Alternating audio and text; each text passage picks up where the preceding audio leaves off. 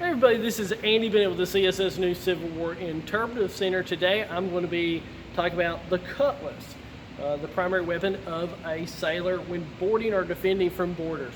The CSS News crew never attacked another ship. They were never boarded by another crew, but it was a skill they would have been taught. They've been taught to fight with the cutlass, to fight with pistols, and to fight with musket and bayonet. We're on the aft deck of the CSS News. I'm going to be wearing a Gopro to give you some perspective, first perspective of this. So let's get into it. This is going to be a basic primer of fighting the cutlass. I'm not a sword master, and I don't claim to be an expert swordsman. So this will be just a basic primer of some of the techniques and ideas of sword fighting during the American Civil War. Okay, we've got our friend the dummy here is with his wooden sword that we're going to use to show some of these. Okay, first, footwork. Footwork was very important. The basic footwork is, most people right-handed, so you have your right foot planted straight, your rearward foot planted angled, forming a T. Right? What that allows you to do is, if you need to advance, you can shuffle forward towards the enemy, or shuffle back away from them. You can sidestep, right? It also lets you do is pivot. Let's say you're fighting an enemy and it doesn't want to pivot at an angle. You can pivot,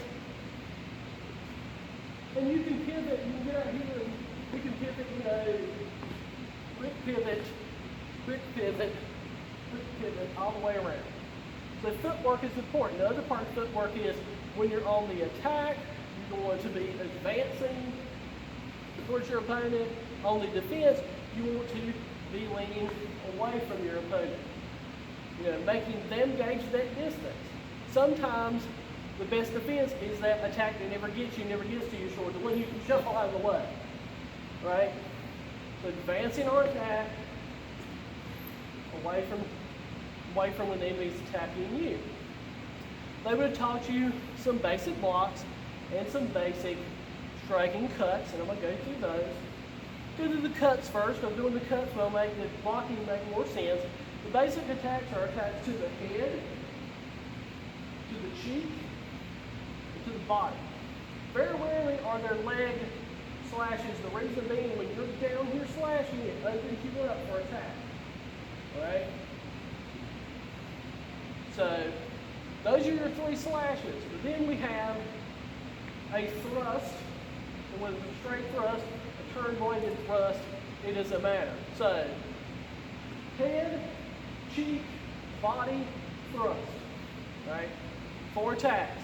Your blocks are going to be a high block to block those head blows and cheek, possible cheek slashes, but maybe head blows.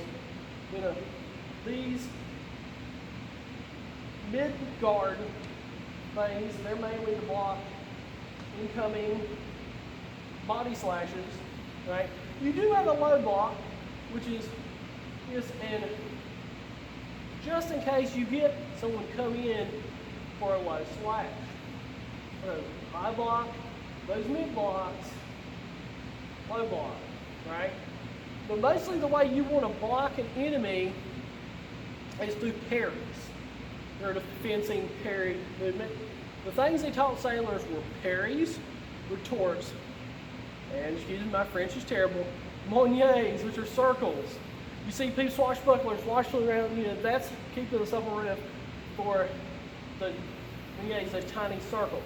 Right? And you want to be able to move the sword in a small thing. And what that is for is when you see classic fencing movies where they go to parry and they just rotate the blade away from them. They just misdirecting force of that thrust attack.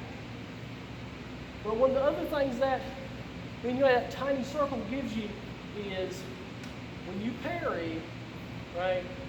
The next thing you want to do is what's called the retort, which is the counter attack. So you want to parry and counter attack, right? And the give you, instead of having to haul back her arm really far to deliver a cutting blow, you don't need to do that. The circles and the A's allow you to rotate out and just roll the wrist, snap the wrist into an attack. right? No, just quick snap attack. Instead of telegraphing where you're, well, they say telegraphing, showing the enemy what you're going to do.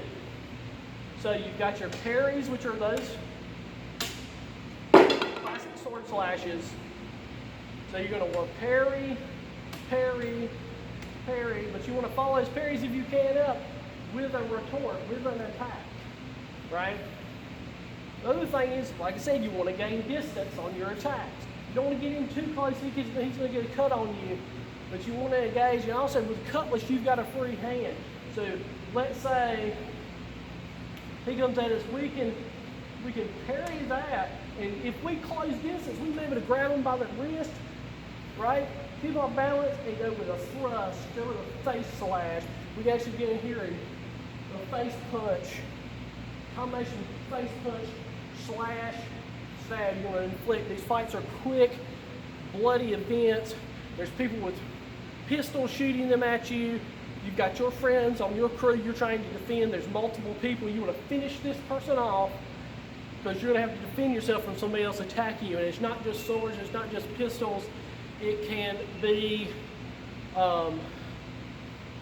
boarding pikes, boarding axes. We can maybe get into that in another video. Thank you for joining me. As always, check out our videos at CSS News Civil War Interpreters Center's Facebook, YouTube, and Instagram.